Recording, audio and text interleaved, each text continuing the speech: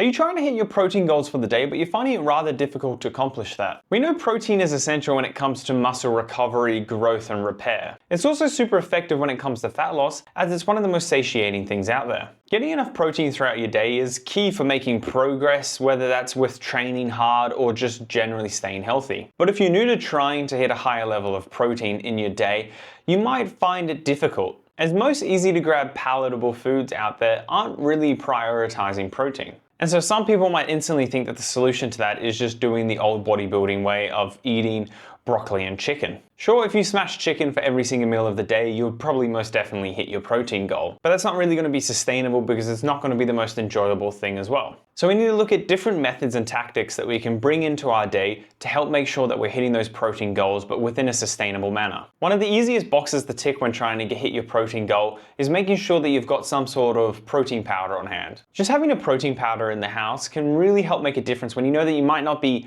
on top of that protein goal for the day. You can just whip it out, chuck in a scoop, mix it up, take a drink, and then you know that you've instantly upped your protein for the day. And most whey protein powder sources these days are usually around that 25 to 30 gram mark, and that can be really game changing for a lot of people. So I definitely recommend trying to look out for a protein powder that you might want to enjoy or try, and just keeping that around, as it can definitely help with minimizing the amount of stress of hitting that protein goal. But one of the biggest shifts that you can make is just simply swapping out some foods for others. What I mean by that is, there was a little reel that I made not too long ago where I actually had a yogurt that was, I believe, $3, and I had another yogurt that was $2.80. The yogurt that was $3 only had 7 grams of protein in it, while the one that was $2.80 had 15 grams of protein in it. Also, the 7 gram of protein one was higher in calories compared to the 15 gram protein one. Instantly, that's a swap that you can make where it's not more expensive to go for that option, and it yields better benefits. That's just one example. I believe it was Chobani yogurt that I was talking about, but in Australia, there's loads of different ones like YoPro, Pulse Plus, I also think has protein in it. Other simple swaps can be, for example, with cheese. A lot of companies these days, in terms of cheese, offer quite a different range of choices, usually ranging from some full fat all the way down to lower fat options. The lower fat options usually are the ones higher in protein. And in some cases, they don't change the price throughout these different options.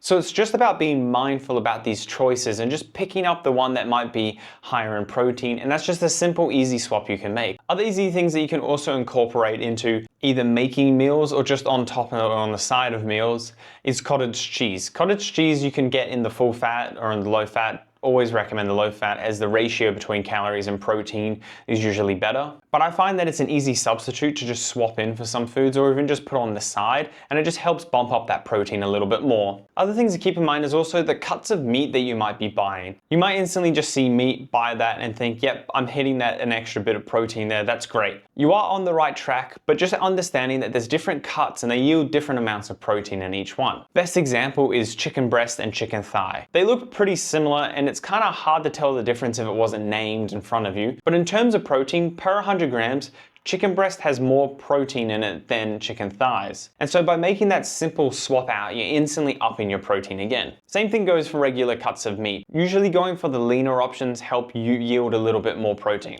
A great example as well is with mince, especially beef mince. Just going from a simple 10% to 5% option in terms of the mince choices that you make can really help with bumping up your protein as well. Other areas that you can sort of dive into these days is protein bread or even protein cereals if you're really a person who enjoys your cereal. Most brands out there these days do offer different versions of their product, and usually you can find that some of them are higher in protein, and it's just an easy swap that you can add. Other things that can help with hitting that protein goal is having protein snacks. Either having them in your house or if you go to work, packing them in your bag. Best example is beef jerky or biltong, something like that, super high in protein, easy to snack on, helps you feel full, and helps you hit that protein goal. Taking a bit of step away from food, another way that you can also sort of help hit your protein goal is by actually tracking the amount of protein that you eat in your day. You can either do this through tracking your calories and your other macros, and also through that then figuring out the amount of protein that you've had and that you need, or you could also just keep in mind what you've been eating and looking back on the nutrition and being like, yep, that was 20 grams I ate there, that was 30 grams I ate there, and just slowly adding them up throughout the day and having a rough number, knowing that you're getting closer to that goal that you need for that day. My biggest bit of advice though is just taking your time with it, slowly finding a system that works for you. Because the more and more you do something, the more and more of a routine that you might have with what you eat, the easier it is for you to just sort of know, yes, I am definitely hitting my protein goal for the day. And if you might miss a meal that you usually have, then you know, oh, maybe I do need to go get that protein powder that I keep in the cupboard, have that today, and I know that I'm upping my protein. Protein is vital for the progress and the goal that you're chasing, so take your time, learn some different swaps that you might be able to make, learn some different tricks that you might be able to do with upping your protein for the day, maybe some new snacks that you can carry with you. I really hope this video was able to help you get some ideas for different things that you can bring into your routine to help make sure that you're hitting that protein goal for the day. I hope it was able to remove some stress as well with trying to hit that protein goal and know that it's not such a daunting task. If you want more tips that will help you thrive in your health, if you look down in the description, there will be a link to my email list where I'll send you 33 tips over 33 days that will change your life in 33 ways. I thank you all for taking your time to watch this video. I hope that you are able to find it helpful, and I look forward to seeing you guys next time.